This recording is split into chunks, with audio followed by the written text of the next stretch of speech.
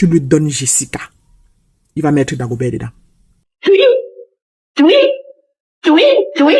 Il va s'en foutre pas mal de la nourriture. Même s'il y a n'importe quoi dans la maison. Un homme commence à être très très exigeant avec la nourriture quand tu ne libères pas. Écoutez très bien ce que je suis en train de vous dire. Un homme commence à être très très exigeant avec la nourriture quand tu ne libères pas Jessica. Quand baisétiquement parlant, ça ne marche pas. Mais quand baisétiquement parlant, ça marche. Eh, ma chérie, même si c'est le tapioca, il va boire, il va dormir, il serait content.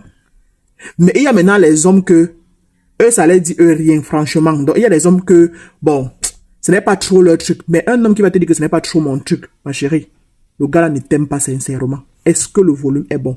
Parce qu'il n'y a aucun homme sur terre qui est garçon, qui n'est pas Ruby, qui n'aime pas Jessica. Que baisétiquement parlant, le gars, il te dit non.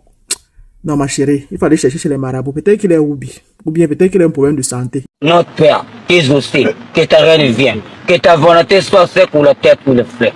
À ce que nous offrons. Beaucoup de femmes aujourd'hui ont perdu le mariage à cause de leur famille, à cause plus précisément de leur maman. Parce que quoi, elles ont tellement écouté. Comment ça? Mais pourquoi? Dégage! Si je me punis! À leur mère, qu'elles ont commencé à s'oublier eux-mêmes dans leur mariage. Elles ont laissé la gestion de leur foyer entre les mains de leur mère. C'est leur mère qui leur dit ce qu'elle doit faire dans leur foyer. À quelle heure elle doit niasse, elle doit mougou, elle doit sa mère qui lui donne les ordres. Et aujourd'hui, elles sont restées célibataires, elles ne peuvent plus se marier parce que le seul mariage que Dieu avait prévu pour eux là, c'était ce que leur mère a gâté. Donc toi qui me regardes, fais très attention dans le foyer là où tu es. Tu ne sais pas si c'est ta destinée que Dieu a mis sur ton chemin comme ça. Et certaines mamans, quand elles envoient les enfants en mariage, tout ce qu'elles veulent, c'est l'argent.